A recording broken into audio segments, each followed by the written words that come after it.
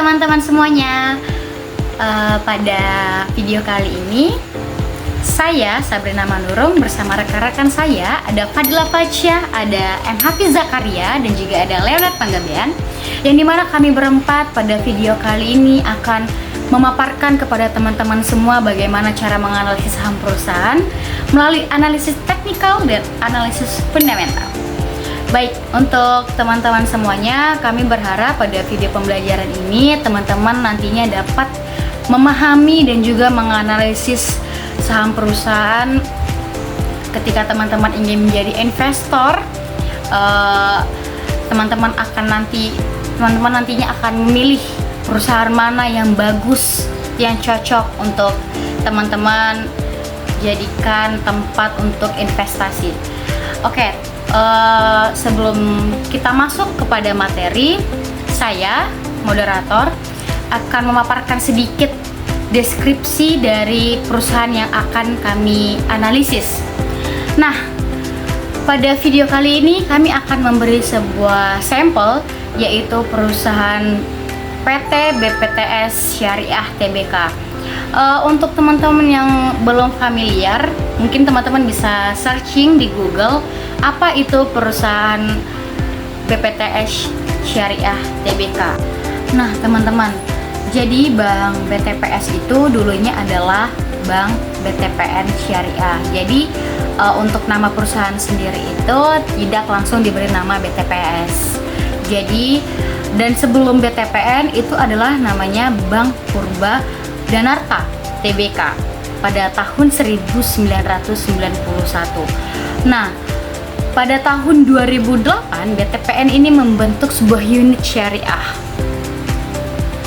Dan kemudian pada tahun 2010 unit usaha mulai menguji coba layanan tunas usaha rakyat untuk melayani nasabah prasejahtera produktif, dimulai dengan 3 komunitas yang ada di Banten.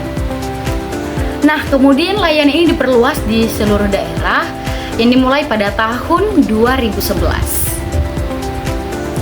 Nah, dalam rangka pengembangan usaha dari perusahaan ini, jadi pada awal tahun 2014, teman-teman, BPTN ini mengakuisisi 70% saham BSPD.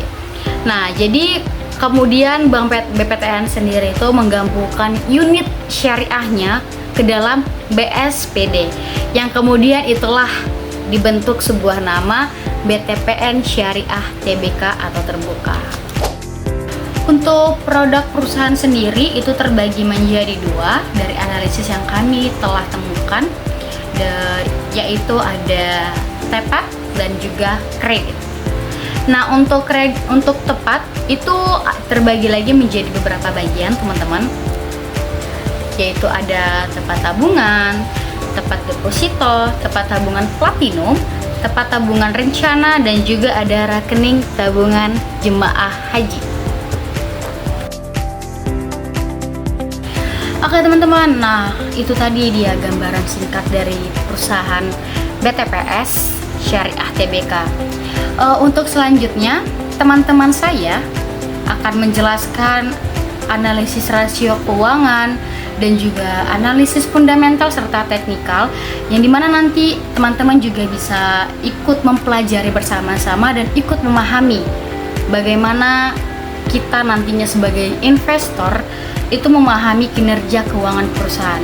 Jadi kita tahu nih, teman-teman, mana perusahaan yang baik, yang keuangannya baik, melalui beberapa analisis yang telah kami lakukan. Jadi teman-teman dapat terus menonton video ini sampai akhir. Baik, di sini saya akan menjelaskan tentang analisis kinerja keuangan perusahaan yang telah kami rangkum dalam sebuah tabel. Berdasarkan dari tabel di atas, bahwa bisa disimpulkan bahwasanya dari analisis likuiditas tersebut pada tahun 2020 menunjukkan angka di atas 1%, yang menjelaskan bahwa perusahaan mampu membayar kewajiban jangka pendeknya. Namun di tahun-tahun berikutnya terjadi penurunan angka persentase kurang dari satu, di mana menjelaskan bahwa perusahaan kurang baik dalam membayar kewajiban jangka pendeknya. Analisis solvabilitas dari tabel di atas menunjukkan bahwa angka kurang dari 1, di mana artinya jumlah utang perusahaan lebih sedikit dibandingkan dengan ekuitas yang dimilikinya. Analisis profitabilitas menunjukkan presentasi seberapa besar keuntungan yang akan diperoleh perusahaan. Pada tabel di atas menunjukkan bahwa nilai NPM pada tahun 2020 hingga 2022 terjadi kenaikan, namun pada tahun 2023 mengalami penurunan menjadi 18,79%. Baik, pada kesempatan kali ini, perkenalkan, sebelumnya nama saya Muhammad Hafiz Zakaria, akan menjelaskan tentang analisis teknikal, di mana analisis ini digunakan kepada para investor untuk melihat ataupun menganalisis suatu saham yang akan dibeli untuk investasi jangka panjang ataupun jangka pendeknya. Nah, pertama kita perlu ketahui dulu nih, pengertian dari analisis teknikal itu apa sih? Nah, jadi gini, analisis teknikal ini merupakan pengkajian data pasar yang terjadi di masa lampau, terutama dari sisi harga dan volume, yang memprediksi tren dari suatu saham, apakah uptrend ataupun downtrend. Hasilnya ini nanti akan menjadi tolak ukur kepada investor untuk membuat keputusan dalam membeli ataupun berinvestasi pada suatu saham perusahaan. Dalam analisis teknikal ini ada dua indikatornya. Yang pertama ada moving average dan yang kedua ada relative strength index. Yang pertama ada moving average. Moving average merupakan garis yang melukiskan rata-rata pergerakan harga saham dalam periode waktu tertentu. Untuk jangka pendek, sebelumnya kalau moving average ini dia ada macam-macam ya teman-teman tentang waktunya. Ada yang untuk jangka pendek, ada yang untuk jangka menengah, dan ada untuk jangka panjang. Untuk jangka pendek ini biasanya moving average ini sering dipakai yaitu di MA5, MA10, dan MA20. Sedangkan untuk trading jangka menengah biasanya sering dipakai pada MA50 dan MA100. Dan garis MA100 sampai MA200 itu biasa digunakan sebagai support resistensi suatu saham. Ada RSI atau Relative Strength Index, di mana RSI ini merupakan salah satu momentum indikator yang digunakan untuk melihat seberapa kuat tren suatu saham. RSI ini mempunyai rentang dari 0 hingga 100, yang pada dasarnya bila garis RSI sudah masuk rentang 70 ke atas, berarti saham tersebut sudah mulai jenuh beli atau overbought. Dan sebaliknya, bila garis RSI masuk rentang 30 ke bawah, maka saham tersebut sudah mulai jenuh jual atau oversold. Nah, di moving average teman-teman bisa lihat pergerakan sahamnya itu kita lihat dari tahun 2020 sampai 2023. Simpelnya gini teman-teman, jika chart dari suatu saham itu berada di bawah garis MA atau moving average, itu dia menandakan bahwasanya sedang downtrend seperti yang teman-teman lihat di sini. Di moving average dari awal 2020 sampai pertengahan 2020, tepatnya antara di bulan Mei ke Juli, itu dia mengalami downtrend dan mengalami uptrend lagi dari bulan Juli sampai ke akhir 2021. Simpelnya teman-teman lihat aja, kalau misalnya dia chartnya itu di bawah garis MA atau moving average, berarti dia tuh menandakan lagi downtrend gitu. Tapi kalau misalnya dia berada di atas MA atau moving average-nya, garisnya chartnya itu di atas moving average, garis moving average, maka itu bisa dikatakan down uptrend. Simpelnya seperti itu. Nah, untuk relative strength index itu teman-teman bisa lihat di gambar berikut. relative strength index-nya itu berada di angka 38. Maaf sebentar, di angka ya 38,79. Nah,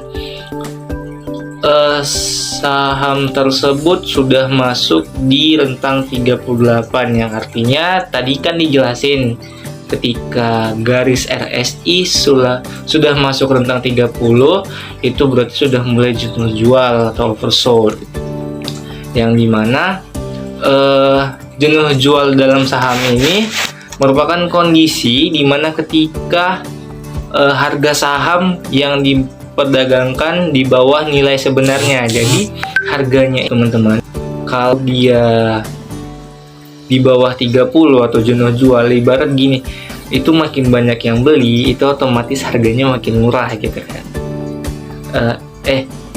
Makin sedikit yang beli, itu harganya otomatis makin murah. Nah, disitulah dia terjadi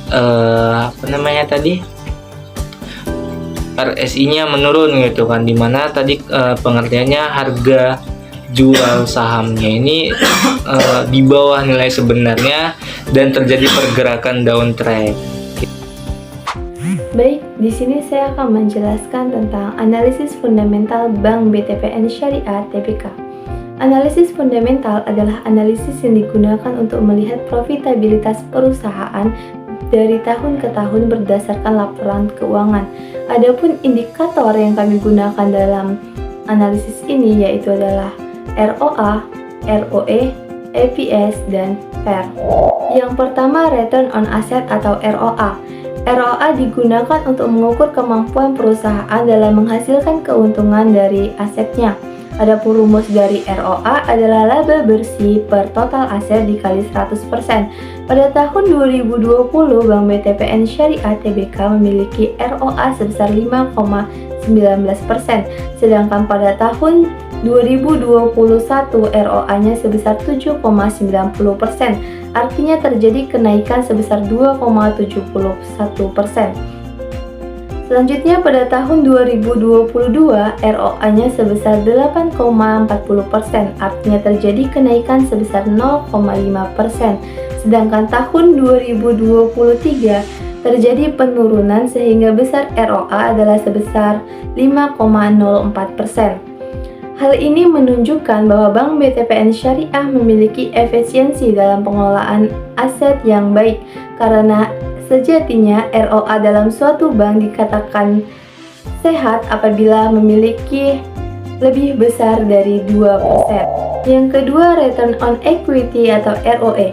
ROE adalah rasio yang digunakan untuk mengukur kemampuan perusahaan dalam menghasilkan laba dengan modal yang dimilikinya. Adapun rumus dari ROE adalah laba bersih per ekuitas dikali 100%. Pada tahun 2020, Bank BTPN Syariah Tbk memiliki ROE sebesar 14,38%. Pada tahun 2021 pula terjadi kenaikan sebesar 6,32%, sehingga ROE pada tahun 2021 sebesar 20,70%. Pada tahun 2022, ROE sebesar 21,21%, artinya terjadi kenaikan sebesar 0,51%. Kemudian pada tahun 2023 terjadi penurunan sehingga ROE pada tahun 2023 adalah 12,30%. Kondisi Bank BTPN Syariah pada tahun 2023 menunjukkan ketidaksehatannya, karena ROE suatu bank dikatakan sehat apabila berada pada 20% atau di atas dari 20%. Yang ketiga, earning per share atau EPS. EPS adalah rasio yang menunjukkan berapa banyak laba yang diperoleh setiap lembar saham yang beredar. Adapun rumus dari EPS adalah laba bersih per saham dibagi jumlah saham beredar dikali 100%. Adapun EPS yang dimiliki Bank BTPN Syariah Tbk dari tahun 2020 hingga 2023 yaitu sebesar 111, 190, 231, dan 140. Hal ini menunjukkan bahwa rasio tertinggi dimiliki pada tahun 2022 yaitu sebesar 231 sebelum akhirnya turun di titik 140 pada tahun 2023. Yang terakhir, price earning ratio atau PER. PER adalah rasio yang digunakan untuk menilai murah atau mahalnya saham berdasarkan kemampuan perusahaan dalam menghasilkan laba bersih, di mana semakin kecil nilai PER artinya semakin baik. Adapun rumus dari PER adalah harga saham saat ini dibagi EPS. Adapun PER yang dimiliki oleh Bank BTPN Syariah Tbk pada tahun 2020 sebesar 10,58, sedangkan pada tahun 2021 sebesar 6,15. Sedangkan pada tahun 2022 sebesar 5,6 dan pada tahun 2023 sebesar 8,35. Nah, berdasarkan penjelasan yang telah saya paparkan sebelumnya, dapat diketahui bahwa kondisi Bank BTPN Syariah memiliki kondisi yang baik pada tahun 2022, sedangkan pada tahun 2023 terjadi kemerosotan profitabilitas yang dimiliki oleh Bank BTPN Syariah Tbk. Permudah kita dalam melihat ROA, ROE, dan EPS serta PR. Di sini kami telah merangkumnya di dalam sebuah tabel, yang mana tabel di atas menunjukkan bahwa perusahaan mampu meningkatkan return on assets atau ROA dari tahun 2020 ke 2021 sebesar 2,71%, dan pada tahun 2021 ke tahun 2022 juga mengalami kenaikan sebesar 0,5%, di mana angka tersebut lebih kecil dari kenaikan tahun sebelumnya. Namun pada tahun 2022 ke 2023 terjadi penurunan yang cukup signifikan, yakni sebesar 3,36%. Hal ini menunjukkan bahwa Bank BTPN Syariah memiliki efisiensi dalam pengelolaan aset yang cukup baik. ROA dalam suatu bank sendiri akan dapat dikatakan sangat sehat apabila lebih besar dari 2%. Sementara dari sisi ROE atau Return of Equity pada tahun 2020 ke 2021 mengalami kenaikan sebesar 6,32%. Pada tahun 2021 ke 2022 kembali mengalami sedikit kenaikan sebesar 0,51%. Pada tahun 2022 ke 2023 perseroan kembali mengalami penurunan yang cukup signifikan, yakni sekitar 8,91%. ROE suatu bank dikatakan sangat sehat apabila berada pada 20% atau berada di atas 20% itu sendiri. PT BTPN Syariah mengalami kenaikan rasio EPS dari 2020 sampai 2022, yang dimana perseroan mengalami rasio titik tertingginya pada tahun 2022 sebesar 231 per lembarnya, dan kembali mengalami penurunan kembali menjadi 140 pada tahun 2023. Sekian penjelasan dari saya. Terima kasih. Oke guys, jadi itu tadi penjelasan dari teman-teman saya. Bagaimana nih pemahamannya? Apakah teman-teman sudah paham? Apakah teman-teman masih ragu? Atau sama sekali belum paham nih? Bagaimana kita sebagai investor menganalisis sebuah saham itu melalui analisis teknikal dan fundamental. Nah, jika ada yang ingin teman-teman tanyakan, boleh teman-teman komen di bawah ini.